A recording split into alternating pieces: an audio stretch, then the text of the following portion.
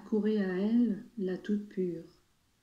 Mes enfants bien-aimés, venez, et que ce que vous faites pour votre maman du ciel ne vous paraisse jamais excessif.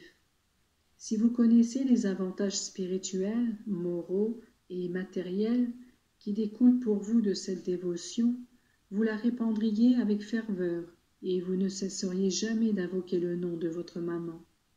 Marie est une créature humaine que Dieu a élevée à la plus haute dignité, au point de surpasser en grandeur les anges eux-mêmes. Sa bonté exceptionnelle ne doit pas être confondue avec celle des bonnes personnes de ce monde, qui, ayant un cœur tendre et compatissant, se prodigue pour les autres. Son cœur est rempli de Dieu, qui lui communique sa bonté au plus haut degré.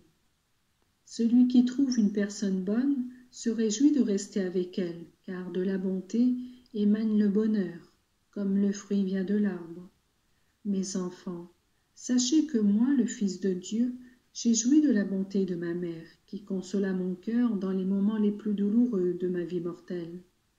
Que ne pourra pas vous donner une maman si bonne qui a pouvoir de commandement sur le cœur même de Dieu? Voulez-vous être saint? Demandez-lui la sainteté. Voulez-vous être vertueux? Approchez-vous d'elle qui sera votre éducatrice en toutes les vertus. Voulez-vous savoir pardonner? Venez auprès d'elle, allez au pied de la croix et écoutez ses paroles de pardon. Mes bourreaux lui étaient-ils inconnus? Non. Pour elle, ils étaient mes frères, et elle me suppliait pour eux comme pour ses enfants bien-aimés. Si vous voulez marcher sur le droit chemin et ne pas perdre l'espoir d'arriver au ciel, attachez-vous à elle, qui en est la porte. Qui pourrait dire qu'il aime le Fils s'il n'aime pas sa mère?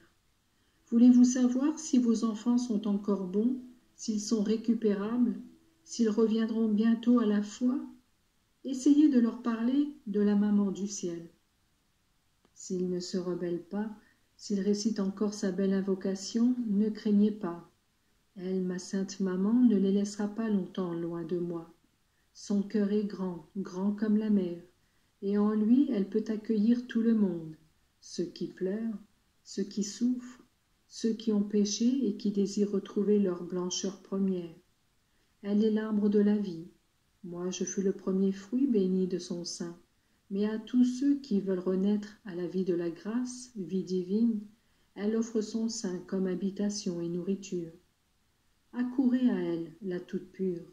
Appelez autour d'elle ceux qui sont loin de Dieu, les incrédules, les prêtres, les religieux, les enfants.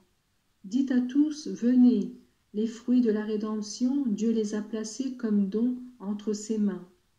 Allez vous remplir de ces dons.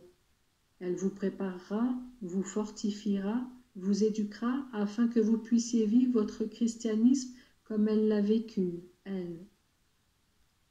Mes enfants bien-aimés, si la pensée d'une mère si puissante, grande, belle et bonne, vous enthousiasme, ne dites pas que votre enthousiasme est du fanatisme. C'est plutôt savoir apprécier ce qui sert, c'est donner de la valeur à ce qui vous est vraiment utile.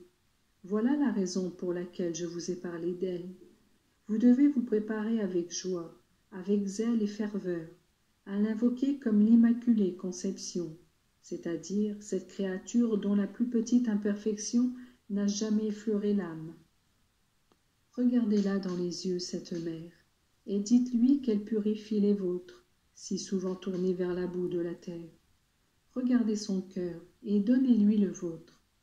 Regardez ses mains et laissez-la joindre les vôtres en cet aimable geste que les mamans jadis avaient l'habitude de faire avec leur enfant.